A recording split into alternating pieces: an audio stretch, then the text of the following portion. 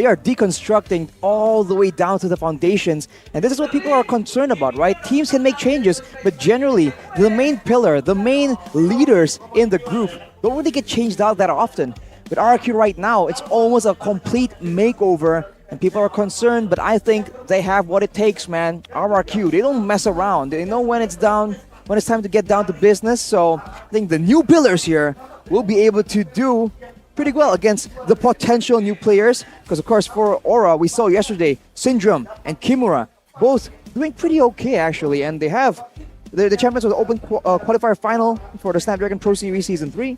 And meanwhile, on the other side, we have Fairsick, Nufset, right? Formerly the Baby Tiger, champion of NPL-ID Season 7, along with Evos. NAOMI, all the way far from home, as well as Sin, who is, very familiar face. For the team you see on your screen now, this is the roster coming in. NAOMI, all the way from Myanmar. He's here now. You know what? Peep the jersey, right? RRQ. I love their clean jersey, Hirashi. And take a look at Zen here, NAOMI. They're having fun. They seem relaxed. Does this show you that they're confident going up against Aura? Well, I think in the MPL, before the game begins, you need to be confident, man. You can't come in with a loser's mentality. But the keys of victory here, by the Samsung Galaxy S23 Series 5G, Fairsick keeps up with farming against Van, because Van is just a monster right now. Skylar gets a favorable matchup in the gold lane. Skylar has always been able to carry from the gold lane, provided that he has a winning matchup. He is bold enough to make those plays, but only if he's ahead. He starts falling behind a bit. You see him play a bit safer, a bit more hesitant, and that could be dangerous against a team like Aura. Their keys to victory, though, by the Samsung Galaxy S23 Series 5G, is to anticipate the pick-off strategies coming in from RRQ with their new roamer. Of course, I think that's just easier said than done, but keep in mind, RRQ is also having to deal with a bit of a language barrier and it's new synergy that they haven't really ironed out. So I think there's a good chance that they can try and just surprise RRQ completely. I mean, that is a very interesting matchup, right? Audi TZ from the MDL going up against NAOMI from Myanmar, right? And a newcomer here, Audi TZ. Hi, rather. I forgot. Hi. Again, new role. Wasn't really comfortable last season in that new role, but it seems like he has matured throughout the tournaments that he has experienced, right? From Hero, from SBS, he has matured, and very sharp roamer as well. And going up against a staple roamer from Myanmar is going to be a very interesting fight. Yeah, I mean, last time we saw him, it was before the patch. Now, the patch is hit. He has to shift again. Different roles entirely, different hero pool. Brazil remains the same. Dragons, Aura, Fire. My goodness, with their main fight this season, again, they're looking to shape up a better achievement than last season with Zin, as well as Kimura. Take a look at the band with the smile there, looking confident as heck. As we now, in a short bit, we'll take a look at the official team lineup. It is going to be NAOMI and Fairsick in the fray. NAOMI, a new player all the way from Myanmar, experiencing Indonesia firsthand in the MPL arena with the full support of the kingdom. Welcome, Rex Regum Kaon. My goodness, it is RRQ. With the new face, they will deconstruct their roster here. No Zin just yet. It is going to be Skylar, but Fairsick and NAOMI debut in MPL Season 12. Are you nervous? I am very, very nervous, but I guess compared to me, that's nothing compared to the coaches right there who has to deal with all this pressure and do all these calculations on the fly. Wait. Is that Cassius or Zaya? Whoa, Zaya, it is Zaya, right? It's Raven Zaya here, combined, going up against Palevi, as well as Huge Saint De Lucas. Oof, we'll have to see what can they cook up right here. For RRQ in particular, they haven't had a bit of a trial and error in their own strategies to try and find something that can be a bit more careful and make sure they don't make mistakes here, because RRQ, that is definitely the window they are looking for. Hold your horses, right, Arashi? I know you're standing up, you're cheering right now. Ladies and gentlemen, you can't see him, but yeah, hold your horses. Arashi, sit down. All right, sit down. Calm your horses. Right. This is gonna be. I know you're excited. We're all excited here. But take a look at Clay here on your screen and NAOMI. I mean, this mid and roam duets. during streams, on Clay's stream in particular, they have to. Impressive things coming in from RRQ. You know, I think RRQ has definitely a strong lineup here, Rashi, Mirko. But you know, one thing that really, for me, I think it's an issue. It's Versik, right? He hasn't played, what, 2 years around? He hasn't played competitively in that jungler, and again in this current patch where sure Versik is an assassin player and this is the time for assassin to shine, but with that experience lack, It's a bit of experience doing so on the other team, which is almost as popular. So we'll have to see. I think there is a lot of potential. There's a lot of heroes, but that will all will ban the Joy out, and perhaps the hero that is also very popular here might ban the Valentina here, I suppose.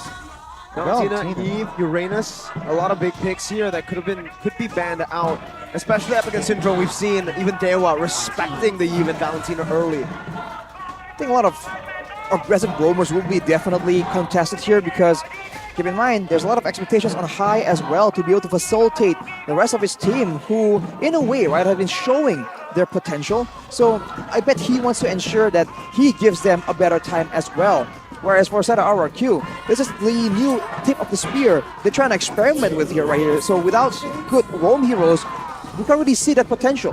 Yeah, I mean, 2 bans here towards that roam. I mean, naturally going up against the Franco God in that NAOMI. You need to respect that Franco, and to add to that, they add the Angela. Why? After the patch, it seems like just so nuisance, right? Is Angela can be combined with the Link, can be combined with the Claw, the MM, and that is why the Angela is such a hot pick here. Overextend and secure that kill. So for now, having such a pick wait in front of them for RRQ, some damage is required, some crowd control is required, but if they stack too much of either, they fall into the trap of getting baited into overcommitting. So now, seems like they're going for a Claude and also a Kaja. There's something to note here for Skylar is that he is one of the best Claudes in MPL Indonesia, maybe the best Claude in MPL Indonesia. Definitely with the Claude changes in the map. A very smart pick from the side of RRQ, but now Aura is saying, yeah, let me pick up the Haya and as well as the Major. So you don't, we don't want any messes around the Mage. It opens the Kadita, right? Kadita, sure, going up against the Eve. Hard counters. Why? When Yip is popping that real world revelation, he's stationary. So Kadita finds its juicy, could find its juicy target. Either they can go for more burst damage to secure those kills or more crowd control to prolong that window. Of course, keeping in mind, Kimura can still go with a Purify and just nullify all that kill threat. Before all the picks, though, we gotta get through the bans first, and I think for RRQ here, with the Leslie ban, it's very clear to see that they want to just give Skylar that good matchup. One of the keys of victory as well. Brody becomes a very good option to go for next to ban out if they really want to give the Claude as much room as possible. If it's not the Brody, it's the carry. Though carry does not bully the Claude anymore in lane, it still is a big problem when it gets to the later stages. Another option would be the Herod, which they decide to go for here, but I honestly thought the Herod would just not be a viable pick here, considering Aura have already picked up a Uranus and Eve. Too much magic damage, no? Maybe, but what perhaps, yeah, do not want to add that magic power perhaps, but it's going to be the Olive here banned out. And High has come in here playing as a roamer was difficult initially, but now Season 12, it has become much more clear that it is better. He's more matured, and thanks to the help of his teammates, I have adapted now, said High. And now it's going to be the Paquito. We overlooked so low-key about this Paquito, right? Fast clear, also flexible, right? Does this Paquito falls in the hands of Banana, or does this Paquito falls in the hands of Versik? It's still up in the air here, or a Fire though. Looking at this composition, they lack crowd control. They need to add, crowd control ASAP. Perhaps a Paquito, a Kupra. Yep. And I guess, just a solid marksman here. They're going for the Kufra and the Beatrix, so it's a solid combo, solid front lines as well in the front. But keep in mind for RRQ, the potential for them to flank around is still very much alive. So now we will see finally, is this Paquito an EXP Paquito, or is it gonna be a full damage, somewhat assassin looking Paquito in the jungle? With the current meta, I feel like Jason Kabukido really fits. 1 hour later. Bit of overzealous and just got wiped. Aura Fire definitely can get back in the game. Now it seems like with this lore push here on Enhance, well, let's see here what will happen. I feel like the best bet is to try and get a pick off onto Clay, right? Who is a bit more vulnerable right there. But look at the damage though. Kabuki showing his skills right there. But look at the conceal though. Conceal from Naomi. Kimura still in front right now. High jumps in, but Banana just jumps out. Gets out. Now Naomi's looking for the Divine Judgment. Oh, Flicker! Oh, it's a good winner. Truncheon now as Naomi's gonna be targeted down. Van jumps in the Shadow Kill. Is not gonna be able to get it!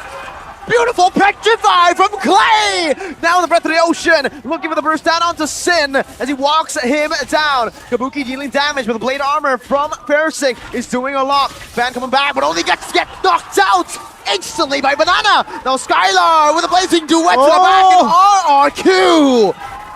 The doubters be gone. RRQ 1-0. Woo, man.